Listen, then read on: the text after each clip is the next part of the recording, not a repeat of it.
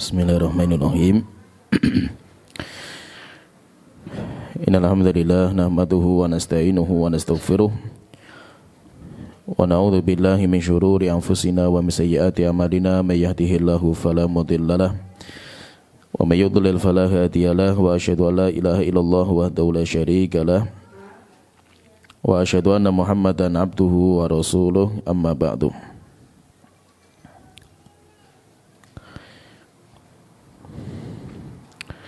Kita melanjutkan kitab Tauhid yang ditulis oleh Syekh Muhammad bin Abdul Wahhab At-Tamimi rahimahullah ta'ala. Sekarang kita masuk di bab yang ke-8.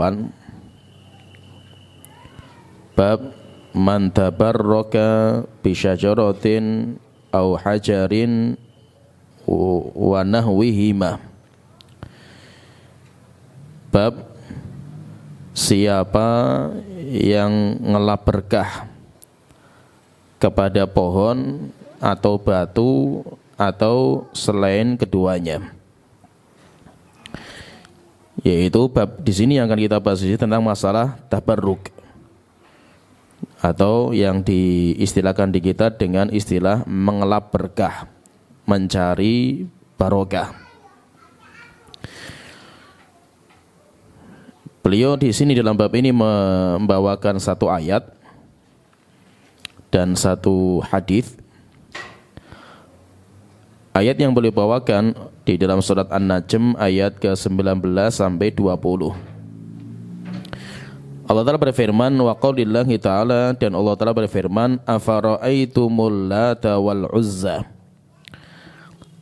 Apakah kalian melihat Lata dan Uzza?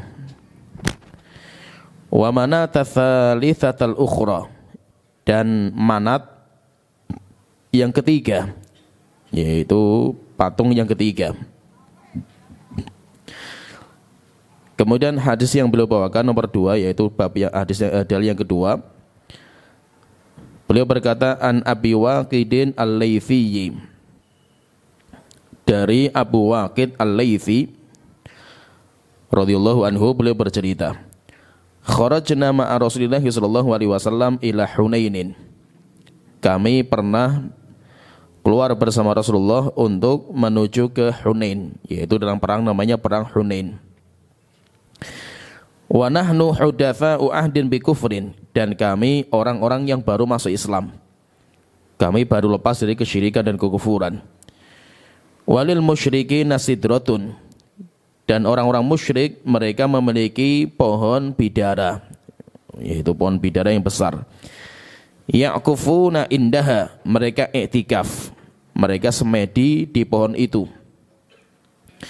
Wa yanutuna biha aslihatahum, dan mereka mencantelkan, menanggalkan pedang-pedang mereka, senjata-senjata mereka, dengan tujuan untuk ngelap berkah.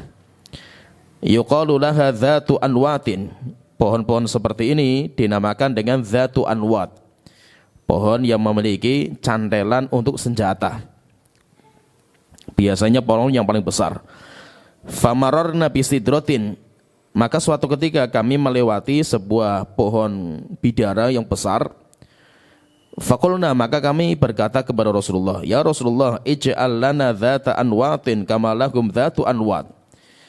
Ya Rasulullah, bikinkan untuk kami pohon untuk menanggalkan, untuk mencantelkan senjata-senjata kami, supaya ampuh nanti senjatanya. Kama lahum dzatu anwat, sebagaimana mereka, yaitu orang-orang musyrik, mereka memiliki pohon-pohon untuk ngelap berkah, dicantelkan nanti senjata mereka. Faqala Rasulullah sallallahu alaihi wasallam, maka Rasulullah bersabda, Allahu akbar, innahas sunan. Rasulullah mengatakan Allahu akbar, sesungguhnya memang ini sunan, kebiasaan orang-orang musyrik. Qultum walladzi nafsi biyadihi, sungguh kalian telah mengatakan, demi zat yang jiwaku di tangannya, kama qalat Bani Israil li Musa, sebagaimana ucapan Bani Israil kepada Nabi Musa, ij'al lana ilahan kama lahum alihatun, wahai Musa, bikinkan untuk kami sesembahan sebagaimana mereka memiliki sesembahan. Qala innakum qaumun tajhalun, maka Nabi Musa mengatakan kepada mereka, sesungguhnya kalian memang orang-orang bodoh. La tarkabunna sanana man kana qablakum. Setelah itu Rasulullah bersabda, pasti kalian nanti akan mengikuti budaya agama orang-orang sebelum kalian. Rawahu Tirmidzi wa shahahahu. Hadis ini dikeluarkan oleh Imam Tirmidzi dan beliau mengatakan hadis ini adalah hadis yang sahih. Dan ini hadis yang sahih. Intinya dalam bab ini yang dibawakan oleh penulis, beliau ingin membahas tentang masalah ngelap berkah atau namanya tabarruk. Di bahasa kita namanya tabarruk. Yaitu tabarruk itu kalau diartikan secara bahasa itu nanti diambil dari kalimat tafa'ul, yaitu wazan timbangannya itu tafa'ul. Yaitu tabarruk, tafa'ul. Tafa'ul itu apa? Tolabul barokah. Ya, jadi tabarruk itu adalah tolabul barokah, mencari keberkahan, mencari keberkahan, sehingga ada namanya berkah atau barokah. Terus barokah apa artinya barokah? Barokah itu artinya nanti diambil dari asal kalimatnya birkah. Jadi barokah itu asalnya birkah. Dan itu penting mengetahui asal kalimat ini itu dari mana. Karena nanti artinya nggak jauh dari itu. Contohnya misalkan akal. Akal itu diambil dari kalimat iqol. Iqol itu tali kekang, kuda.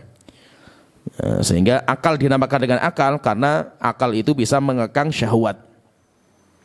Jadi artinya nggak jauh dari itu. Sehingga di sini ada namanya barokah. Barokah diambil dari kalimat birkah.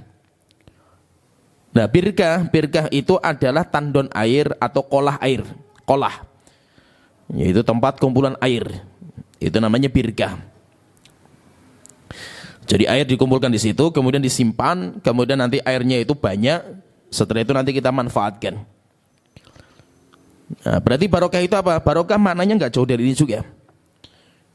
Yaitu kata para ulama, barokah itu apa? Al khair katsir wa thubutuhu wa nama'uhu. Sebuah kebaikan, sebuah manfaat yang banyak, yaitu banyak karena sifatnya qolah itu kan mengumpulkan, jadi menjadi banyak airnya, banyak. Wa thubutuhu, dan airnya itu menjadi tetap, kebaikannya itu enggak pergi, enggak tumpah-tumpah, jadi tetap. Banyak, tetap, wanama, dan berkembang. Ya, jadi sifatnya qolah itu seperti qolah memiliki 3 sifat. Sifat yang pertama, qolah itu menampung air. Ketika air sudah ditampung, akhirnya air itu enggak tumpah-tumpah, tidak rembes karena ditampung. Jadi tidak hilang air itu. Tapi kalau airnya dibiarkan, air nanti membias kemana-mana, akhirnya nanti tumpah, setelah itu hilang semua air itu. Maka dengan adanya qolah, akhirnya air itu bisa disimpan, bisa ditetapkan airnya. Setelah itu air itu semakin berkembang, bertumpuk, semakin banyak, akhirnya air itu menjadi besar. Itu sifat dari birkah atau qolah. Nah, makna dari barokah itu enggak jauh dari itu. Jadi barokah itu apa? Kebaikan yang berkumpul di satu tempat, kemudian kebaikan ini enggak tumpah-tumpah, enggak hilang. Yaitu berkumpul banyak, setelah itu ditetapkan tetap dan senantiasa bertambah, senantiasa berkembang kebaikan. Nah, itu dinamakan dengan barokah. Berarti barokah itu apa? Al khairul katsir. Banyaknya kebaikan, banyaknya manfaat. Itu namanya barokah. Dan itu nanti apa saja yang dikaitkan dengan barokah itu maksudnya itu. Kalau seandainya kita katakan harta ini barokah, yaitu kita itu memiliki harta yang barokah. Maksudnya apa harta yang barokah itu? Hartanya manfaatnya banyak, memiliki banyak manfaat, dan manfaat itu terus-menerus ada. Itu namanya orang yang hartanya itu barokah. Kalau hartanya nggak barokah, maka hartanya itu manfaatnya sedikit, atau manfaatnya itu hilang. Berarti nggak barokah, walaupun nominalnya besar. Nah, itu yang kita cari dalam masalah harta kan bukan banyaknya, bukan besarnya, nominalnya, tetapi yang paling banyak manfaatnya.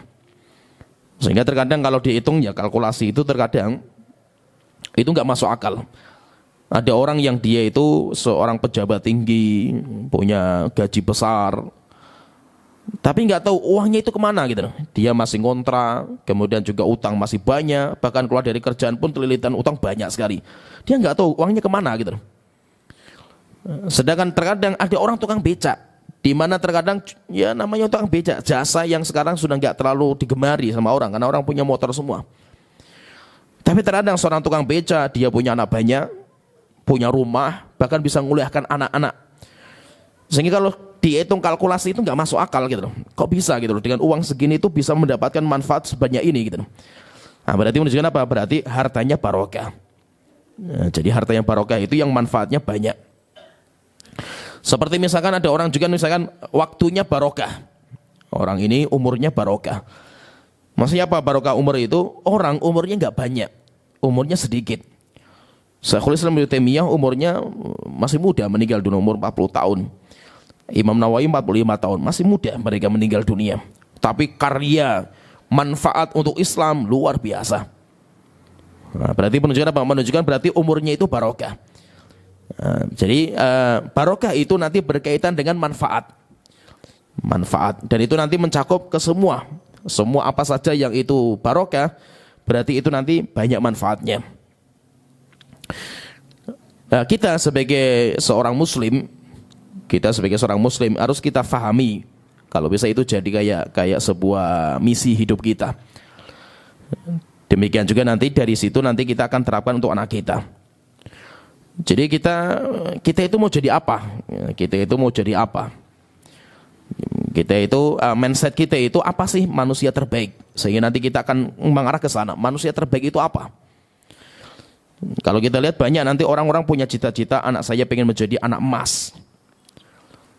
Anak kita bukan emas, anak kita tanah. Anak kita diciptakan dari tanah, bukan anak emas. Anak kita ini anak tanah. Memang bedanya antara emas dan tanah. Emas 1 gramnya saja punya harga mahal, sedangkan tanah nggak ada harganya tanah. Sehingga kalau tidak dari harganya, memang emas lebih mahal harganya daripada tanah. Tapi manfaatnya, emas nggak ada manfaat. Emas tidak bisa menyimpan air, tidak bisa menumbuhkan tumbuhan, tidak bisa memberikan manfaat untuk kita, kecuali cuma ya kita lihat saja lah gitu. Tapi nggak bisa kita manfaatkan. Tanah walaupun nggak ada harganya, tapi kita nggak bisa lepas dari tanah. Kita menginjak tanah, kemudian kita minum ya airnya dari tanah, kemudian juga kita makan, semua makanan yang kita makan semuanya dari tanah semua. Lah sifatnya nanti beda antara emas dengan tanah. Emas mahal, yaitu dia punya sesuatu yang mahal, gelar mungkin, orang gelarnya tinggi, profesor, doktor, orang yang mahal lah itu, orang yang mahal secara zatnya. Tetapi untuk orang lain gak ada manfaatnya. Sedangkan kita, cita-cita kita nggak seperti itu. Kita manusia terbaik, yaitu nanti akan menjadi mindset kita. Kita akan mengarah ke sana. Semua gerak-gerik kita, yaitu apa? Kita menjadi orang yang bermanfaat. Kita menjadi anak tanah saja. Demikian juga anak-anak kita jadikan mereka seperti tanah yang tawadhu. Tawadhu itu apa? Diinjak-injak mereka. Martabatnya nggak dianggap oleh manusia, tapi terus memberikan manfaat. Sedangkan emas, harga dirinya tinggi, tetapi nggak ada manfaatnya untuk manusia. Maka biarkanlah anak kita dan anak kita, jadikan diri kita itu sebagai anak tanah. Kita itu anak tanah yang mungkin harga diri kita nggak dihormati sama orang. Mungkin kita akan diinjak-injak oleh manusia, nggak apa-apa. Tetapi yang penting apa? Kita terus memberikan manfaat kepada orang lain. Itu cita-cita kita. Jadi cita-cita nggak usah jadi anak mahal kita ini. Kita itu nggak usah jadi orang hebat lah. Nggak harus kita itu menang, jabatannya tinggi, harganya mahal kita ini. Nggak. Biarkanlah kita itu menjadi orang yang murah. Orang nggak menghargai kita, orang itu nggak memuji kita. Karena jarang orang itu muji tanah. Yang dipuji-puji, yang disanjung biasanya kan emas. Sedangkan tanah kan nggak dipuji. Padahal hidupnya kita nggak bisa lepas dari tanah. Maka mindset kita juga harus seperti itu. Kita itu jadikan diri kita sebagai orang yang bermanfaat. Untuk urusan harga diri kita nggak penting. Harga diri kita itu nggak penting. Maka itu Rasulullah ketika ditanya, ya Rasulullah, siapa manusia terbaik? Nah, itu jadi mindset kita. Kalau ini jadi mindset kita, dan ini dari sini kita akan didik anak kita. Kita akan mendidik anak kita dari situ juga. Maka Rasulullah mengatakan, khairun nas anfa'uhum linnas. Manusia yang paling mulia adalah manusia yang paling banyak manfaatnya untuk orang lain. Kita bisa memberikan manfaat walaupun kita nggak dihargai, nggak penting. Masalah harga diri kita itu nggak penting. Walaupun harga diri kita ditaruh di tong sampah pun tidak ada masalah. Yang penting kita bisa memberikan manfaat kepada orang. Oleh itu ketika Nabi Isa alaihissalam dilahirkan, dan itu sifatnya para nabi dan rasul. Sifatnya para nabi dan rasul itu mereka manusia yang paling besar manfaatnya untuk manusia, untuk orang lain. Walaupun mereka diinjak-injak martabatnya sama orang-orang kafir, orang-orang yang tidak beriman sama mereka diinjak-injak, tapi mereka memberikan manfaat. Nah itu Nabi Isa ketika dilahirkan, Maryam kan pulang bawa anak. Maryam itu melahirkan Nabi Isa itu di bawah pohon kurma, berarti di kebun. Setelah itu ketika pulang, Maryam bernazar, inni nazartu lirrahmani sauman. Saya bernazar untuk Allah, yaitu saya tidak akan ngomong.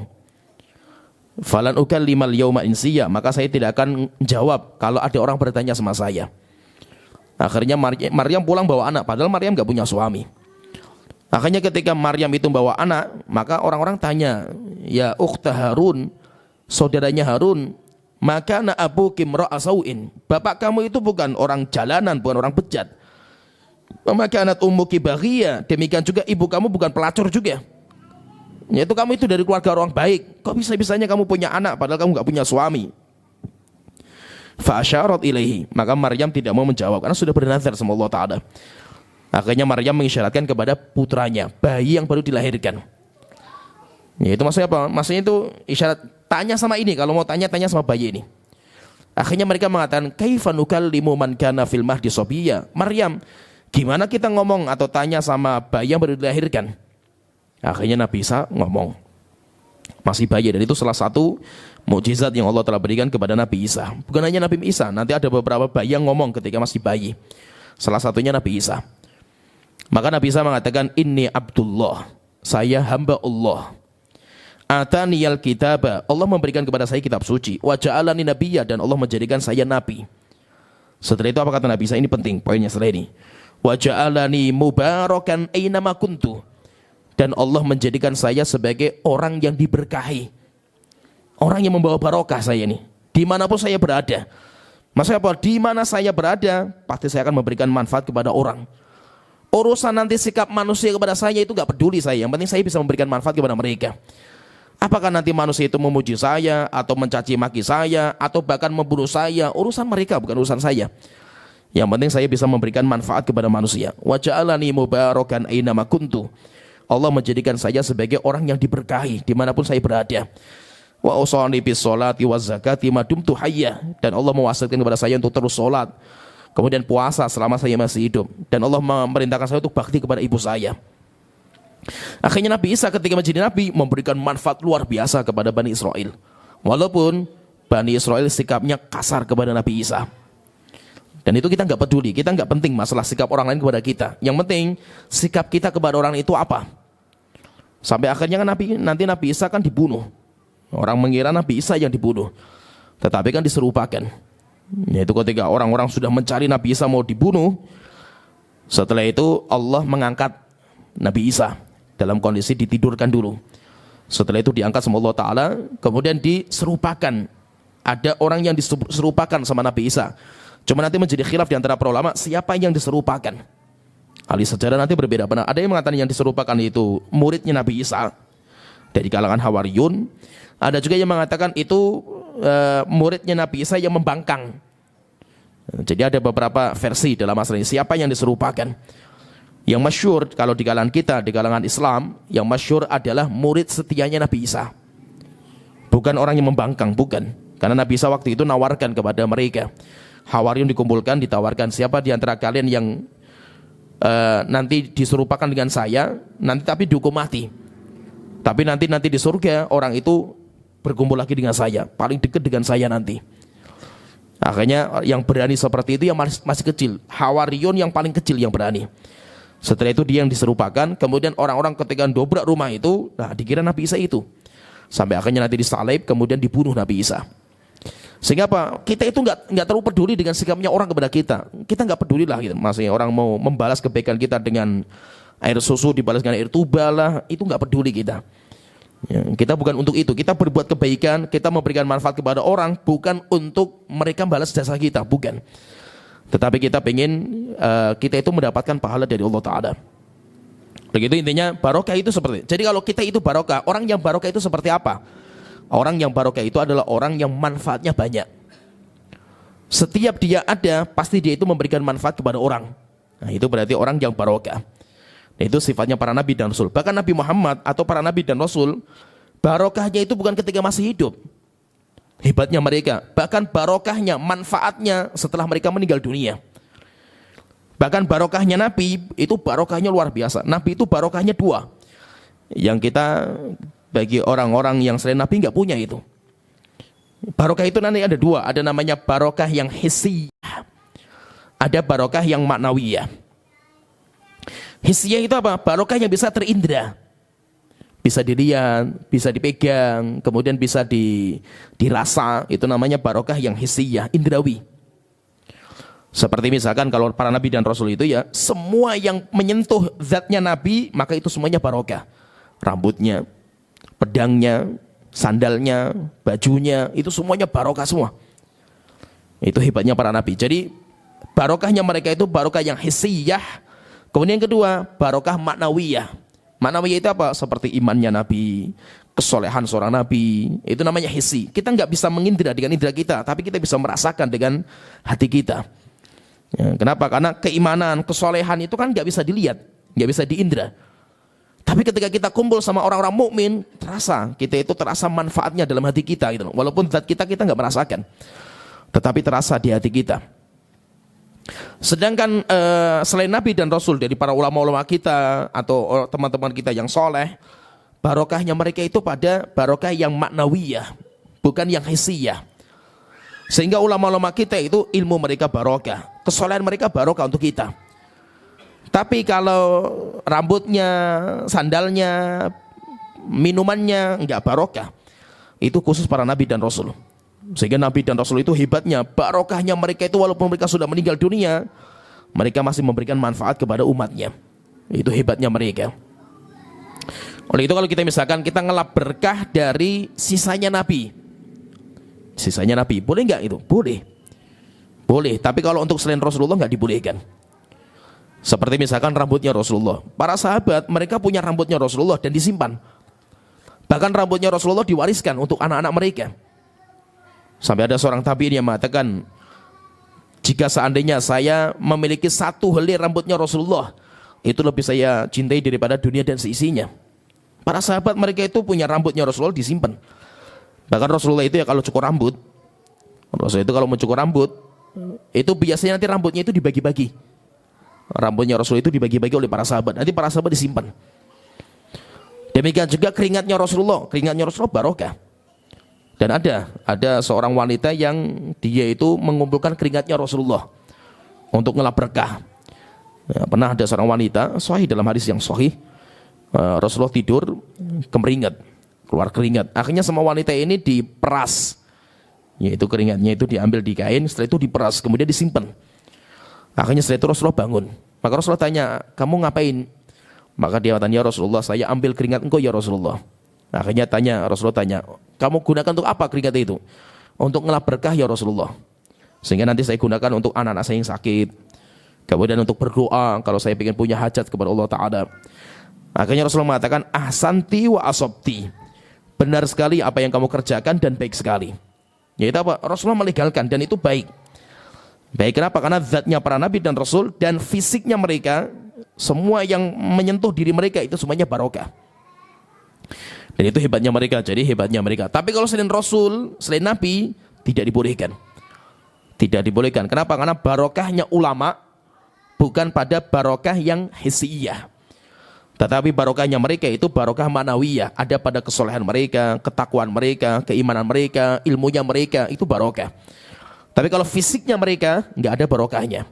Jadi barokahnya bukan pada fisiknya mereka. Tapi kalau Nabi, iya. Oleh itu Rasulullah itu ya, namanya mereka itu seorang nabi dan rasul. Pasti ketika diutus sama Allah Ta'ala mereka diutus untuk membawa kebaikan. Oleh itu kita pun juga harus seperti itu. Cita-cita kita itu kita menjadi orang yang bermanfaat sama siapa saja.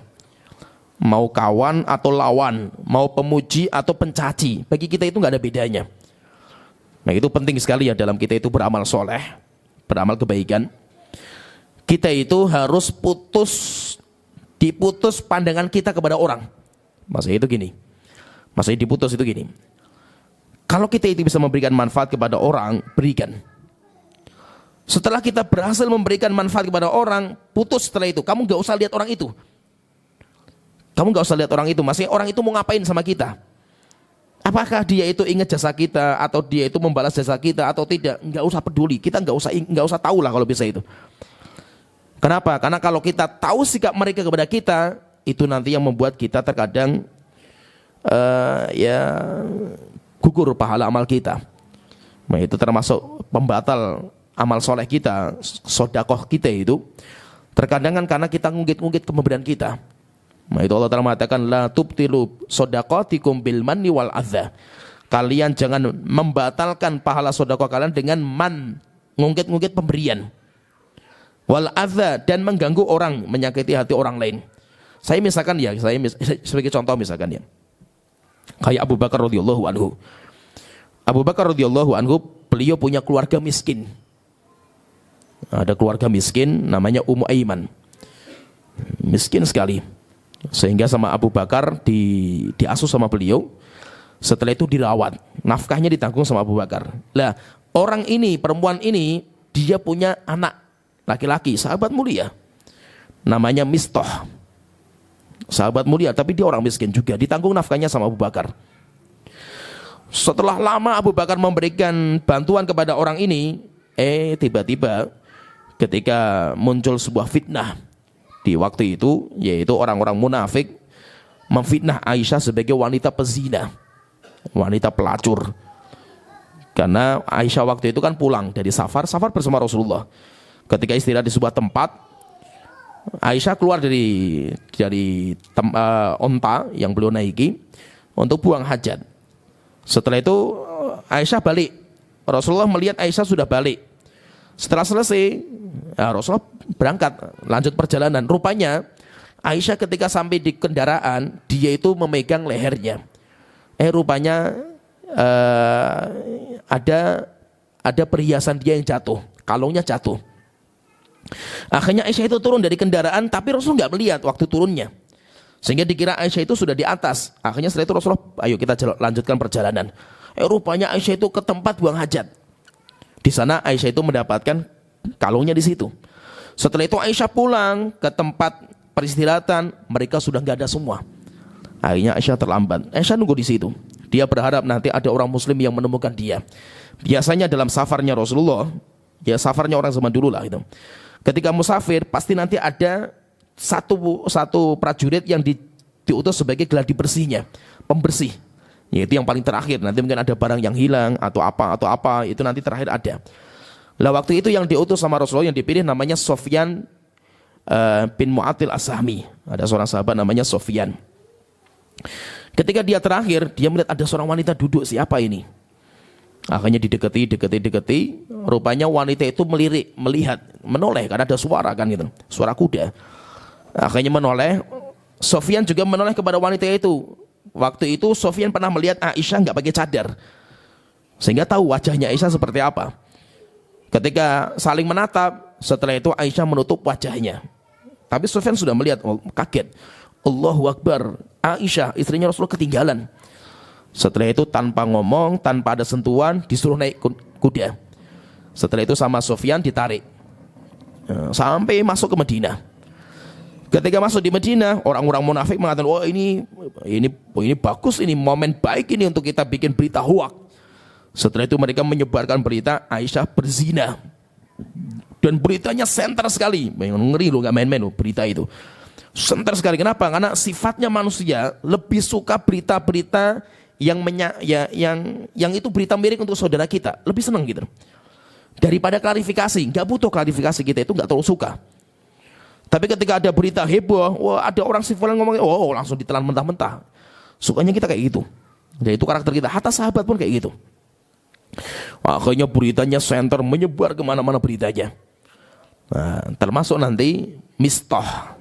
yang dirawat sama Abu Bakar selama ini, rupanya dia termasuk yang menyebarkan. Sahabat mulia, bahkan dia ikut perang Badar. Mistah ini, tapi dia termakan fitnah, isu, sampai akhirnya dia ikut menyebarkan. Akhirnya ketika Aisyah dibersihkan namanya oleh Allah di Al-Quran, ya namanya manusia ya, Abu Bakar itu manusia biasa juga. Muncul rasa jengkel. Jengkel Abu Bakar itu. Dia tidak ngikut pemberian tidak, tapi jengkel. Untuk kedepannya, maka sampai Abu Bakar bersumpah, demi Allah, setelah ini saya tidak akan memberikan bantuan kepada Mistah. Kenapa? Karena dia telah berbuat seperti ini kepada putri saya. Ya, bagaimanapun kita terkadang ya manusia biasa, marah juga terkadang. Langsung ditegur sama Allah Ta'ala. Allah Ta'ala berfirman, diturunkan ayat teguran kepada Abu Bakar. Wala ya'tali ulul fadli minkum. Enggak layak bagi orang yang punya kelebihan harta untuk bersumpah tidak memberikan bantuan kepada orang-orang miskin. Falyafu wal yasfahu. Ayo silahkan kalian itu saling memaafkan, saling berlapang dada dan saling mengampuni. Ala tuhibbuna ayyaghfirullahu lakum. Apakah kalian tidak suka kalau Allah mengampuni dosa-dosa kalian? Maka ketika diturunkan ayat ini langsung Abu Bakar mengatakan, bala wa rabbi, tentu wahai Tuhanku, pengampunan engkau lebih saya senangi daripada egonya saya.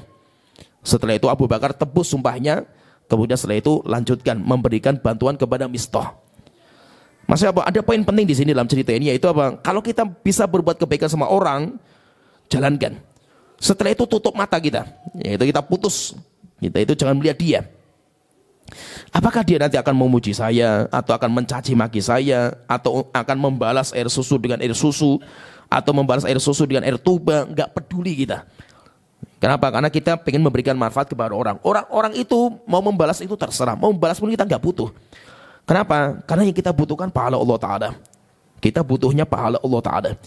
Dan ingat ya, setiap kita berbuat kebaikan, pasti nanti Allah akan uji kita. Keikhlasan kita itu sampai di mana sih kita ini? Lah ujiannya apa? Ujiannya nanti terkadang seperti ini. Orang yang selama ini kita bantu, orang yang selama ini kita rawat, yang selama ini kita didik, malah nanti mereka akan menghabisi kita. Mereka nanti mungkin akan menjadi musuh kita.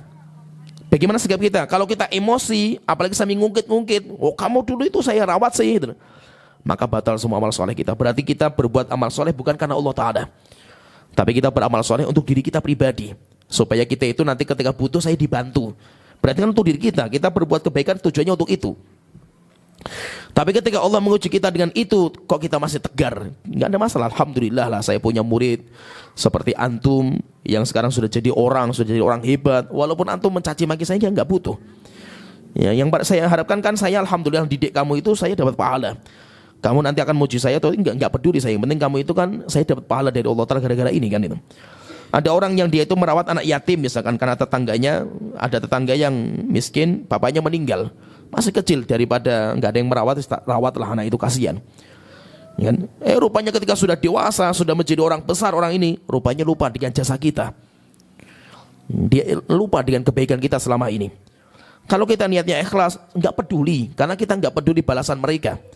Yang kita pedulikan cuma pahala Allah Ta'ala. Sehingga fahami ya, kita nanti akan diuji. Fahami ya, sampai tingkatan nanti kita itu akan nangis mungkin dengan orang-orang yang selama ini kita perbuat baik kepadanya. Kita berikan kebaikan, entah itu istri kita lah, atau mungkin anak kita lah, atau orang miskin yang kita bantu, atau siapa saja, murid yang kita didik, dan yang lainnya. Itu nanti mereka nanti akan menjadi pencaci maki kita. Dan ini, ujian seperti ini, itu untuk kenaikan kelas. Jadi kenaikan kelas itu seperti itu. Kalau antum pengen naik kelas dalam keimanan, maka ujiannya nanti akan ada mulut-mulut orang yang mencaci maki antum. Dan terkadang yang mencaci maki antum, mulut-mulut yang mencaci maki ini bukan orang yang selama ini kita berbuat jahat kepada mereka. Tidak. Tapi adalah orang-orang yang dari dulu mereka itu kita telah berbuat baik kepada mereka. Nanti akan muncul lisan-lisan orang seperti ini akan muncul. Kalau kita itu sabar, kita itu tenang, nah berarti kita naik kelas ini. Kita itu naik kelas. Idza aradallahu nashra fadilatin. Ada seorang pepatah Arab atau seorang ahli syair mengatakan, jika Allah pengen menyebarkan kebaikan seseorang, sampai akhirnya orang itu pengen naik kelas, ataha lisanul hasud, maka Allah akan membuka mulut orang-orang yang mencaci maki dia. Tapi terkadang yang mencaci maki orang yang selama ini dia baiki. Setelah itu beliau mengatakan, laula isti'alun nar wa ma jawarat. Jika seandainya bukan karena nyalanya api itu menyala, kemudian membakar sebelahnya, tidak bisa diketahui mana bau, yaitu baunya gaharu yang asli dan yang palsu. Minyak gaharu, pohon gaharu menjadi terasa nanti, kelihatan itu, ini asli itu ketika dibakar. Ketika dibakar, yaitu dupanya itu kalau dibakar, baunya kelihatan. Tapi kalau nggak dibakar, dupanya itu nggak ada harganya. Harganya itu kenapa? Karena bau wanginya ketika dibakar. Maka terkadang apa? Untuk menyebarkan kebaikan seseorang itu perlu dibakar orang itu. Dibakarnya dengan apa? Dengan caci makian orang-orang yang selama ini kita berbuat baik kepadanya. Nah itu ya, yang penting kita itu jadikan diri kita sebagai orang yang barokah, orang yang terus memberikan manfaat kepada manusia. Ya, tahan dulu. Ya, kita lanjutkan. Berkaitan tentang ngelap berkah kepada pohon atau batu atau yang lain. Apa hukumnya? Maka di sini ini yang akan menjadi pembahasan kita di bab ini. Yaitu penulis mengatakan bab man tabarraka bi syajaratin au hajarin au nahwihima. Orang yang barokah dengan pohon, batu atau yang lain. Ayat yang beliau bawakan di sini adalah surat An-Najm ayat ke-19 sampai 20. Yaitu Allah menceritakan dua patung besar di kalangan orang Arab Quraisy. Allah Ta'ala berfirman, afara'aitumul Lata wal Uzza. Apakah kalian melihat Lata dan Uzza? Wa manata tsalitsatal ukhra, dan Manat. Jadi ada 3 patung.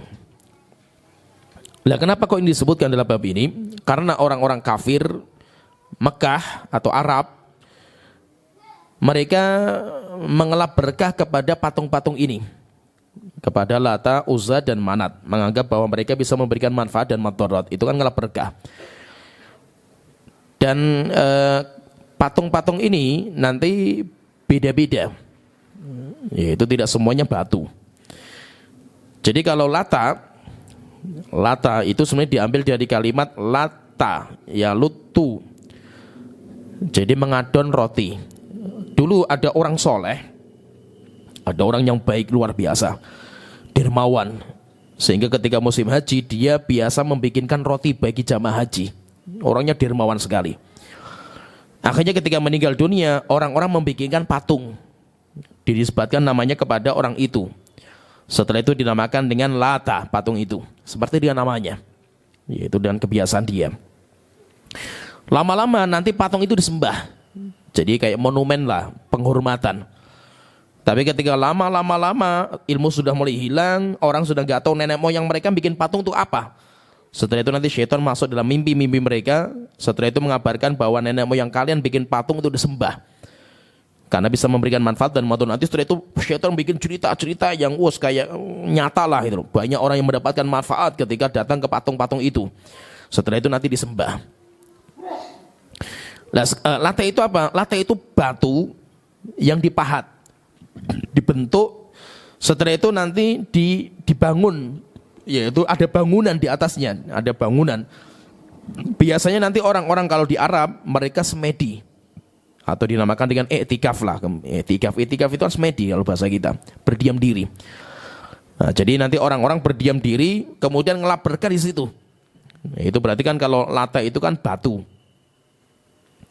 Sedangkan Uzza itu apa? Afara'aitumul Lata wal Uzza.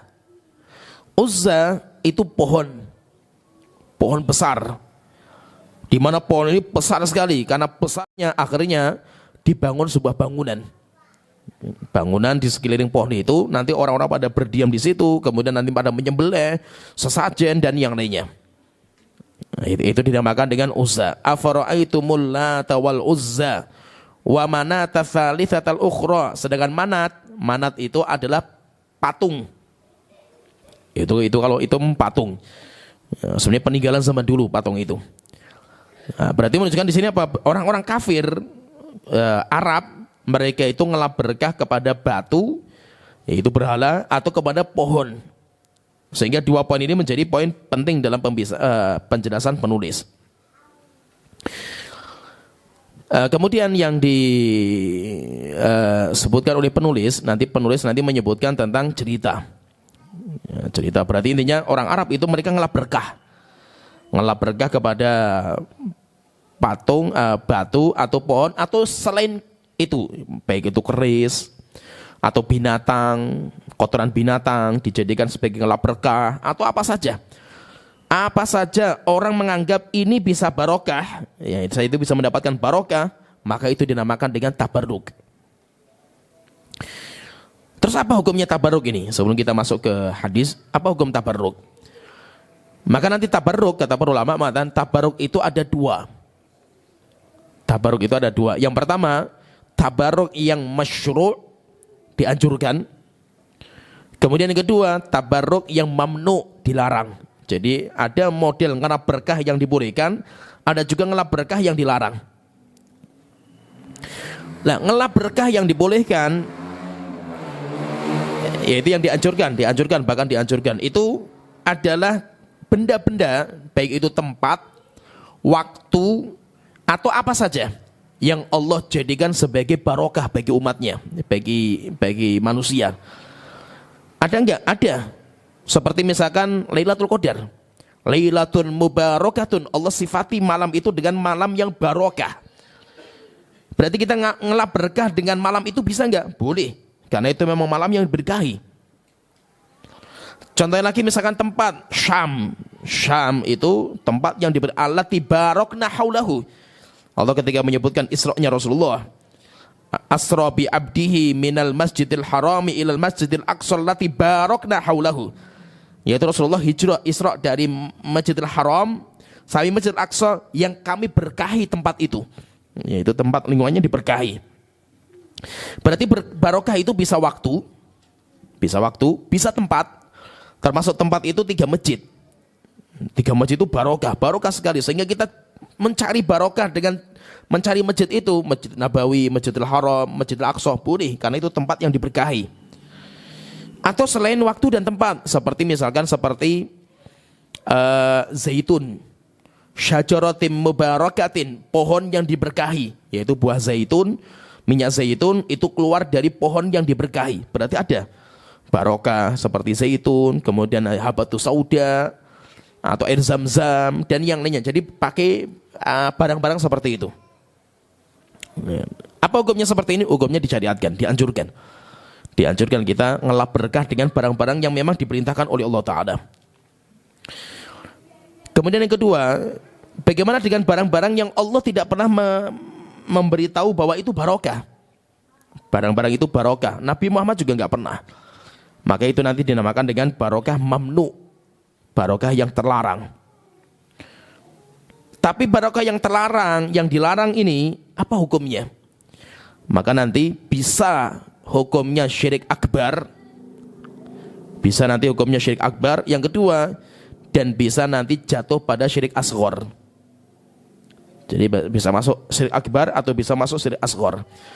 Bedanya apa antara syirik akbar dan syirik asghar dalam masalah tabarruk, ngelap berkah?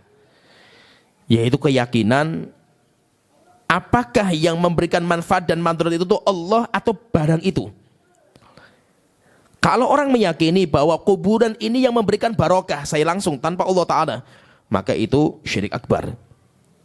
Kalau dia meyakini seperti ini syirik akbar, karena dia meyakini benda bisa memberikan manfaat dan manfaat tanpa Allah Ta'ala. Ini syirik akbar. Kalau sampai keyakinannya seperti itu. Tapi kalau keyakinannya Allah yang memberikan manfaat dan manfaat, cuma ini sebagai sebab Allah memberikan manfaat kepada saya. Bisa difahami nggak bedanya? Faham ya? Kalau tadi misalkan orang datang kuburan, ngelap berkah kepada kuburan, meyakini kuburan bisa memberikan manfaat dan madarat langsung tanpa Allah Ta'ala, ini syirik akbar. Sehingga antum ngelap berkahnya di sini itu syirik akbar ini.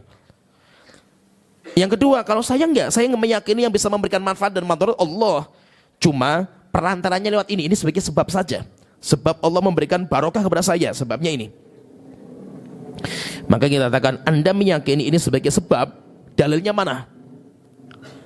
Dalilnya kalau Allah itu menganjurkan kita ngelap berkah dengan benda ini, tempat ini mana?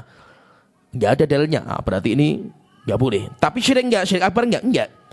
Karena dia masih meyakini Allah Ta'ala sebagai sang pemberi manfaat dan madarat. Cuma kita katakan ini sebagai syirik asghar. Kenapa syirik asghar? Karena ini sarana untuk syirik akbar. Semua sarana, kata para ulama, semua sarana yang kita akan menjerumuskan kepada syirik akbar, maka hukumnya dinamakan dengan syirik asghar. Berarti hukumnya apa? Hukumnya nggak boleh. Hukumnya tetap nggak boleh. Cuma apakah orang itu musyrik? Enggak. Kita katakan kalau syirik asghar tidak. Kecuali kalau syirik akbar. Kalau sudah sampai tingkatan akbar, apalagi sampai memberikan sesajen atau sesembahan. Beda ya, pahami ya. Jadi masa kita harus bisa mendudukkan masalah pada porsinya. Orang kalau datang ke sebuah tempat, dia meyakini datangnya saya ke sini, saya akan mendapatkan barokah. Nah ini yang kita bahas tadi. Tinggal kita katakan tempatnya ada syariat nggak yang menganjurkan? Oh tempatnya ada, antum datang kemana? Oh, saya kan datangnya kan ke Masjidil Haram. Boleh, disyariatkan. Atau saya datangnya ke masjid, boleh, karena masjid itu barokah dengan amal soleh yang kita kerjakan. Tapi kalau orang datangnya kuburan, batu besar, pohon besar, nah ini nggak ada syariat seperti ini. Maka kita tinggal tanya keyakinan antum meyakini apa tentang pohon ini. Wow, ini pohon bisa memberikan manfaat dan mantorot ini. Hebat ini pohon ini. Nah, kita katakan syirik akbar antum. Tapi kalau dia mengatakan enggak, ya yang memberikan manfaat dan mantorot Allah, cuma perantaranya lewat ini. Nah, maka kita katakan itu syirik asghar. Cuma kalau sampai dia memberikan sesuatu, sesajen, mau doa, nazar, menyembelih, memberikan apa kepada pohon atau batu, maka ini maksudnya syirik akbar. Syirik akbarnya bukan tabaruknya. Faham ya? Syirik bukan tabaruk. Tabaruk itu dia mencari barokah, bukan di sini. Syirik akbarnya dia menyembah, memberikan sesembahan, sesuatu sesembahan kepada selain Allah Ta'ala, baik itu sesajen atau penyembelihan, itu syirik akbarnya nanti di situ. Sehingga nanti bisa pahami ini, ada dua jalur yang berbeda. Kalau dia cuma sekedar datang, menganggap dia itu mendapatkan barokah, itu masalah lain. Kalau dia datang sekalian memberikan sesajen, nah itu syirik akbar. Syirik akbarnya pada dia itu memberikan sesajen kepada selain Allah Ta'ala. Kemudian hadis yang dibawakan oleh beliau, yaitu hadis cerita dari Waqid Al-Laythi, Abi Waqid Al-Laythi. Beliau menceritakan kami pernah safar bersama Rasulullah, tapi untuk perang, namanya perang Hunain. Ini perang terakhir di kalangan Arab. Setelah perang Hunain selesai, berarti sudah nggak ada lagi peperangan di negeri Arab, nggak ada. Maksudnya di zaman Rasulullah. Dan kami waktu itu baru masuk Islam. Yaitu kata Abi Laqid mengatakan kami baru masuk Islam, sehingga kami belum belajar Islam yang benar. Tapi kami baru masuk Islam.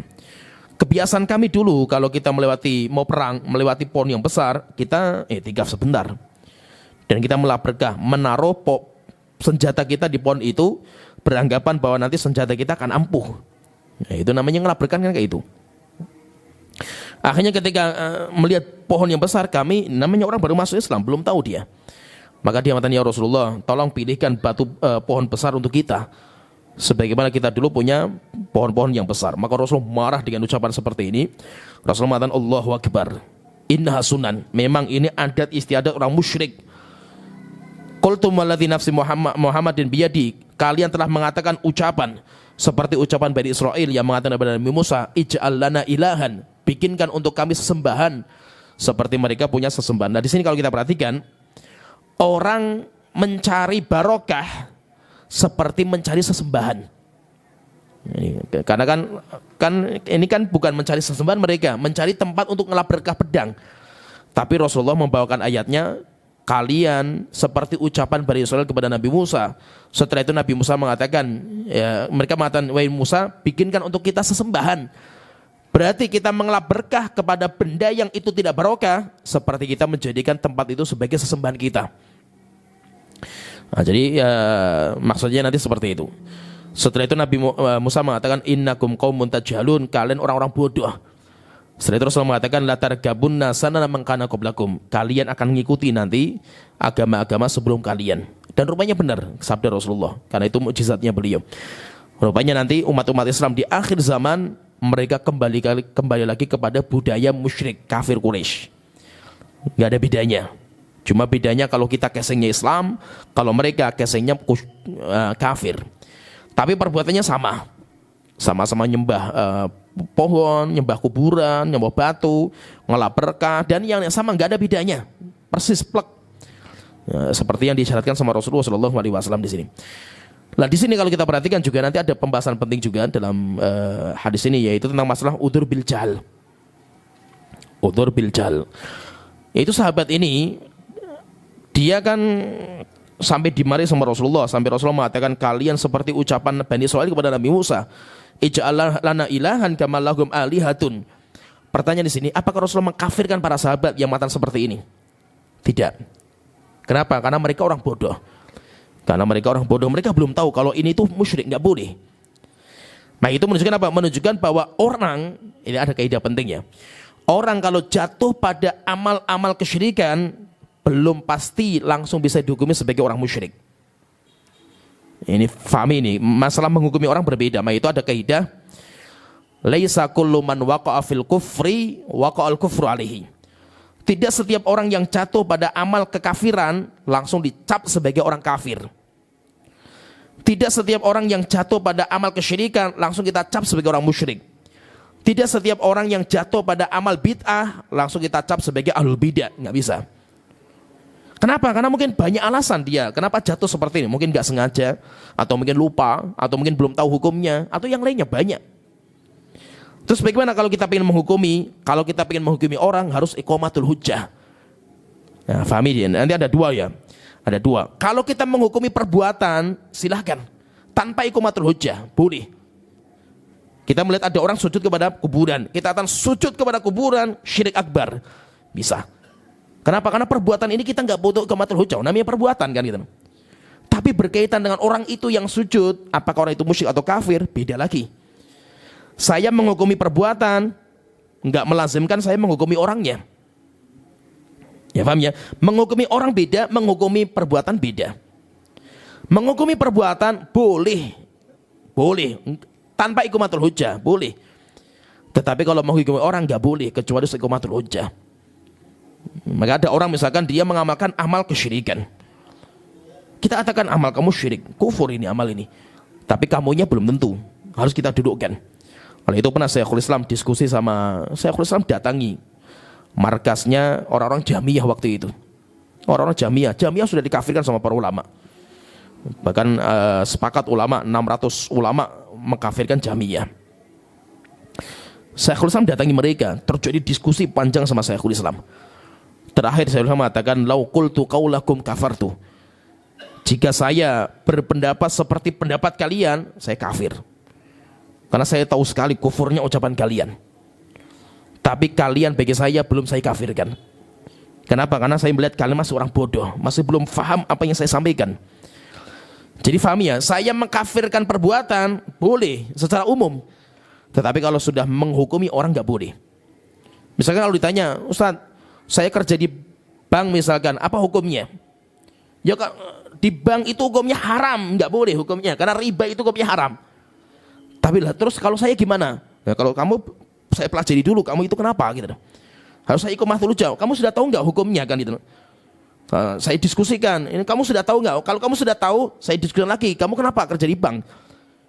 Ada orang terkadang zaman sekarang ini, apalagi dengan munculnya ya ustadz-ustadz yang ya, apalagi yang zaman sekarang orang liberal, yang mereka seakan-akan melegalkan riba. Dan itu banyak, akhirnya banyak pengikutnya. Lah pengikutnya itu dia ikuti tokohnya kan gitu.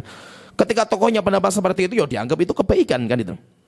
Sehingga belum tentu bisa kita sesatkan sampai kita tegakkan ini pendapat kamu keliru masalah ini. Sehingga harus namanya iqamatul hujjah. Oleh itu Rasulullah walaupun beliau marah terhadap ucapan sahabat yang seperti ini, tapi Rasulullah tidak menghukumi mereka sebagai orang musyrik dan kafir. Kenapa? Karena beda menghukumi perbuatan syirik, perbuatan kufur dengan menghukumi orang sebagai orang kafir dan musyrik. Ini lain, pembahasannya berbeda. Rasulullah marah terhadap perbuatan mereka, ucapan mereka, sampai mensifati ucapan mereka sama dengan ucapan Bani Israil kepada Nabi Musa. Tapi Rasulullah tidak menghukumi orangnya, karena orangnya masalah lain. Orangnya itu masalah yang berbeda. Ya, jadi intinya ngelap berkah ini nanti tidak sembarangan dalam agama kita, harus semuanya kembali ke dalil. Karena barokah itu milik Allah Ta'ala, dan hanya Allah yang menjadikan tempat, waktu, benda itu sebagai sesuatu yang barokah. Kalau itu tidak Allah perintahkan untuk ngelap berkah kepada tempat itu atau waktu itu atau benda itu, maka ini bisa jatuh pada kesyirikan. Bisa jatuh pada kesyirikan. Sehingga kalau kita ingin ngelap berkah harus kita pelajari dulu, ini tempatnya barokah enggak? Ini waktunya barokah enggak? Ini bendanya barokah enggak? Kalau itu barokah, Allah sifatnya sebagai sesuatu yang barokah, berarti setelah itu kita bisa ngelap berkah dan hukumnya boleh. Ngelap berkah hukumnya boleh. Sampai sini pembahasan kita, nanti kita lanjut lagi. Ini masalah yang lain, yaitu masalah menyembelih kepada selain Allah Ta'ala. Ya, sampai sini wa akhiru da'wana alhamdulillahirabbil alamin, Muhammad wa ala alihi washabihi ajmain.